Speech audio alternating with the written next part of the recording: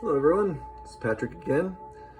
Today we're going to be doing some serious stuff today instead of my regular goofy weirdness. Crazy, hey? So we're going to look at some art today. I already did my workout for the day. I've been outside. It was very sunny, so I got to do some sun worship, which is always fun. Got a bit of a red face. I'm wearing my red shirt. So here's Chewy. He's down here. He's going to help us out. I need a vacuum. So anyways, today we're going to look at my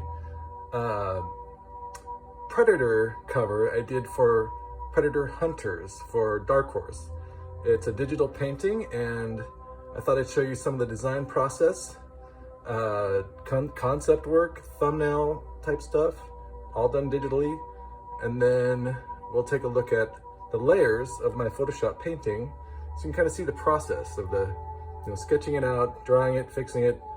I usually make a Greytone painting first and then color it and then paint over the top of that. So it's a big process and it's a lot of fun, and let's go take a look. So Chewy's gonna supervise. Thank you, sir. Okay, first I want to show you something. This painting is going to come into play a little bit. This is one I did for a friend a while back. I ended up reusing some of the background elements for that in this painting. So this was called Huntress of Hunters, based on her love of rescuing galgos. That was a really neat project. This is a painting I did for another friend for their comic, The Redeemers, which I thought was awesome. Drawn by my friend Shannon, who did this and this. He's a great guy, and I love that project, so I hope they will get it all published someday. It's really cool.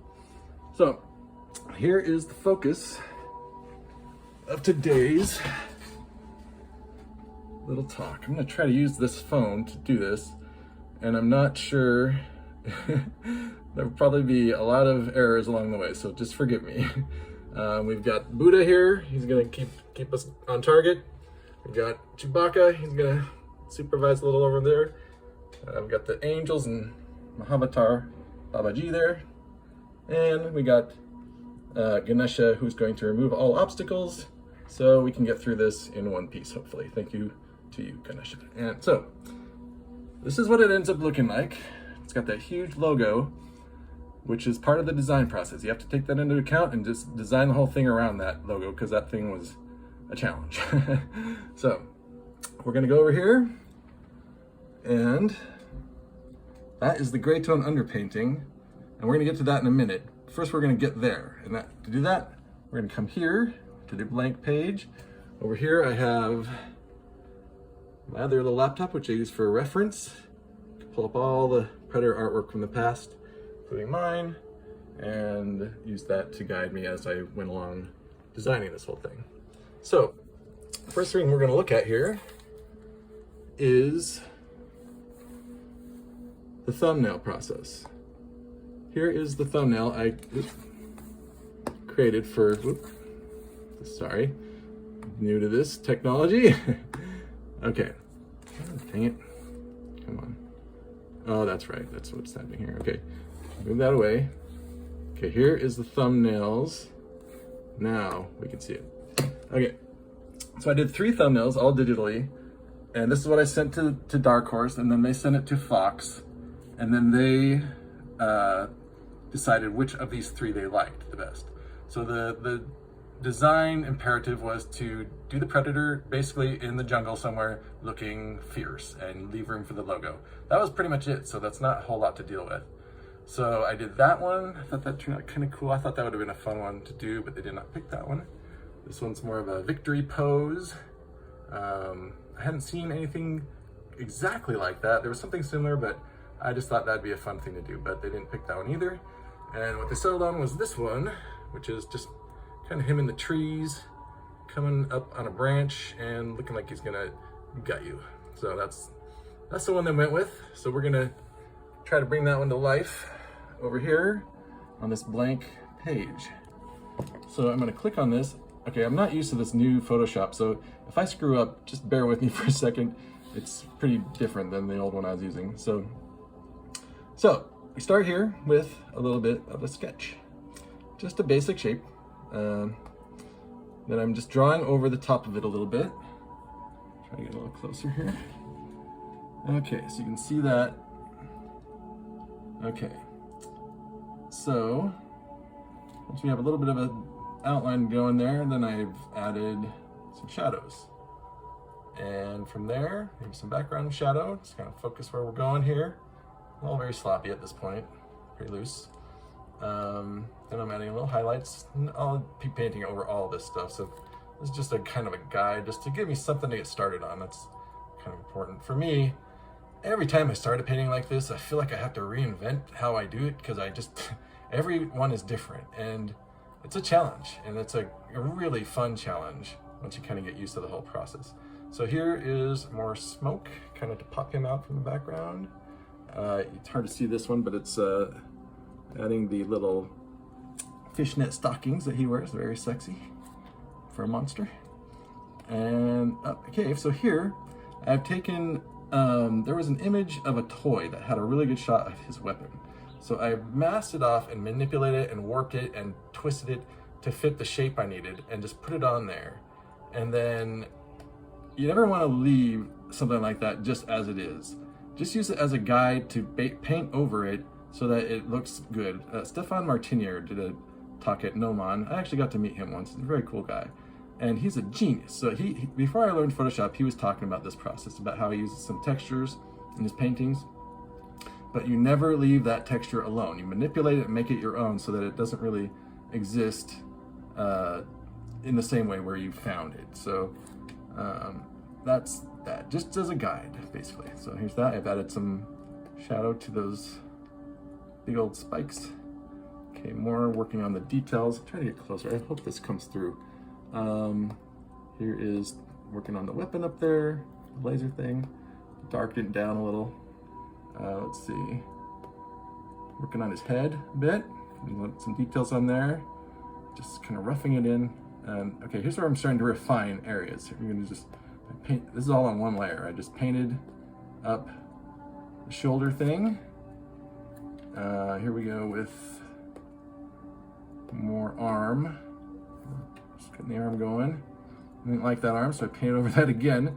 I just gave it a little bit more of a smoother look there. Let's see. So we're adding more muscles, the deltoids. Let me scroll up on my list here. These are all layers in Photoshop, in case you're wondering. This is what I'm doing. I'm clicking on each layer and turning on the little eye icon there so you can see what each layer is doing. So then click that button, it shows you something is happening over there. That's what that is. So next we have, I don't know what that one did. Okay, we're working on the bones around his neck here in this layer. A lot of people just paint all this stuff on one layer, but I'm paranoid and I like to leave it a little separate in case I want to manipulate it later. So working on adding some shadow, some contrast to his head, to pop his head out. His head seemed kind of flat to me, happens a lot. So I just bulbous it up a bit. So there we go. Adding some hair, working on the hair. He's got that awesome hair. Working on shadowing. There's his little leg armor, more leg stuff, the tunic. Let's see, working on his other arm now. Painted that guy all in there pretty solidly at that point, but he lost his thumb a little bit, so I used this layer to bring the thumb back, its claw a little bit, so we can, sorry I'm shaking a little, I'm trying to do this with one hand. So, okay, next we have adding some volumetric fogging back there. I'll explain that later. Let's see. Okay, so now we're adding some foreground elements. Just painting some tree trunk stuff in there, a lot of debris, flotsam and jetsam. Dark it down a little bit. Probably that's on a multiply level, which I don't like to use much because it's harder to merge later on. Okay, I put some plant texture over on the right there. See if that was gonna work. Get the paint over, but no, it just eventually I was like, no, okay, no, I didn't like any of that stuff. Oh, added another plant texture there over on the side. Just gonna paint over the top of that. Let's see. Put some fogging. It's called volumetric fogging there in the back to distance his leg from the object behind him. That's something that painters do as a trick all the time. It's very, very common. So let's see. Okay, working on that plant on the right. Didn't like it. Bam, gone.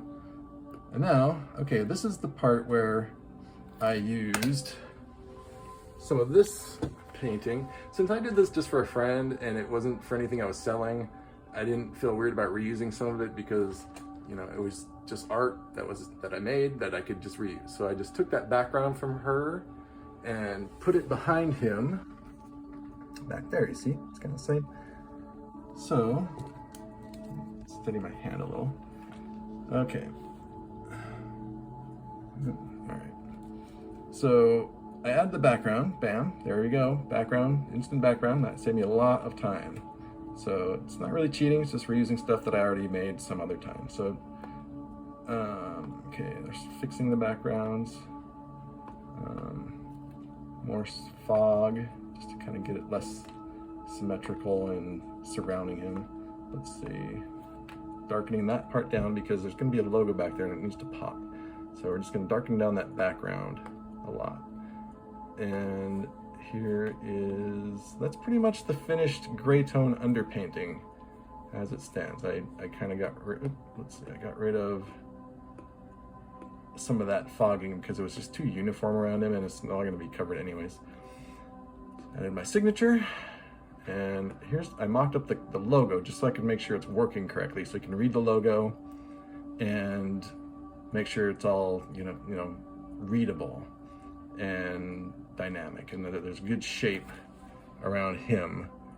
The shape of an object really defines how it works in your head. It's like you want to see interesting shapes going all the way around something instead of just a boring block. You want to see, you know, pointy things and stuff leading your eye through the objects to where you want the eye to go. And so that's sort of the Z people talk about in design. So there's what the Greytone looks like with the mock-up there. And then so we're gonna go over here. I put on a different file to save space because the other file is so huge. So I started a new file. This is 600 DPI, so it's gigantic. If I zoomed in full size, you'd see like the full size image, like his eye would take up this whole like screen here. So we're gonna start adding color. Okay, first I wanted to play, I think I played with that later on. It's just at the bottom of my list here. So it's, I don't know what I ended up doing with that, but it's just to play. So we're gonna add some blue. We're adding different colors here. Okay, adding a little color. And this is just adding localized color. We're not worrying about the overall image at this point. I just, you know, the trees are brown, the plants are green. We'll make it desaturated and a little less coloring book-ish later on. So let's see, this is adding more color to him. There. So I don't know if you can even see that. But here I'm adding some mouth color. This is the straps brown there. Here is the blades. We're adding color to the blades.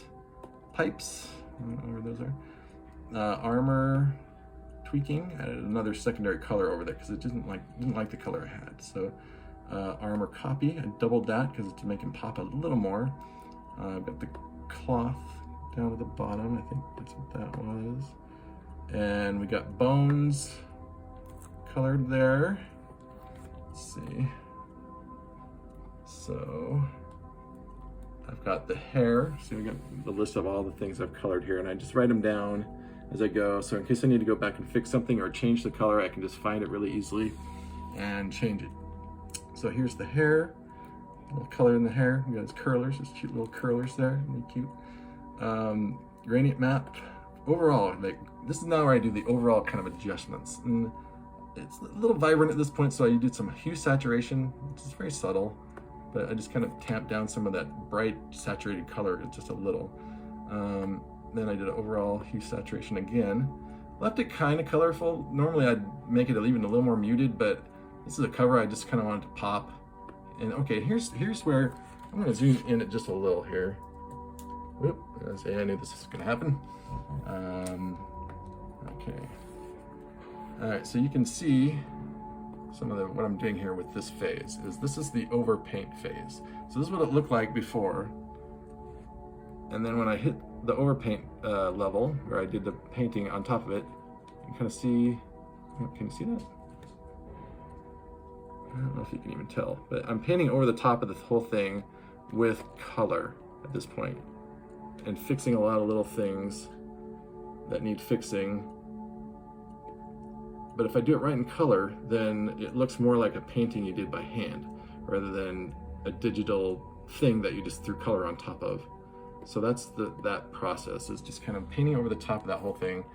And that's pretty much done. Let's see, okay, I messed it up again. So I added my signature again, down there. There's the signature, bam, different layer.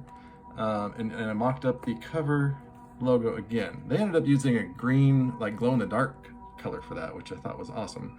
But that's how it looks finished when I sent it to them. I didn't send them this part because they got professionals that do a much better job than me. I just mocked it up using stuff I stole offline. So that's how that looks. The finished painting is this thing. So that's how that looks. So hopefully that explains sort of the whole process of getting to there. So hopefully that made sense. And oops, Chewy's usually over here supervising. He's over there off. He's gonna do some weightlifting. Looks like, good boy. Lift them weights, get in shape. Inspire me to do the same. So that is our look at some of my traditional or digital painting. I always get nervous as soon as I'm on the camera, so please forgive me. So anyways, we have the cool ocean going today because I missed the ocean. This channel is so cool. So I've got that going in the background because you're wondering what that sound was. Just a nice angelic choir greeting the morning with the ocean. I miss being in Hawaii. That was a great trip. So anyways, that's it. That's my tutorial for this little project, and come back next time and I will have a look at some of the Predator original script thing that I had worked on, which unfortunately didn't make it. Darn it. So anyways, have a great day, and I will be back again with more. Remember to subscribe to this channel. Leave a comment, please, so I know somebody's been there. That'd be great. It's a beginning stage, so there's just a small group of us looking at this stuff. But hopefully it's the beginning of something fun and I can keep going. So I will be around again, and thanks again. Take care, and see you next time.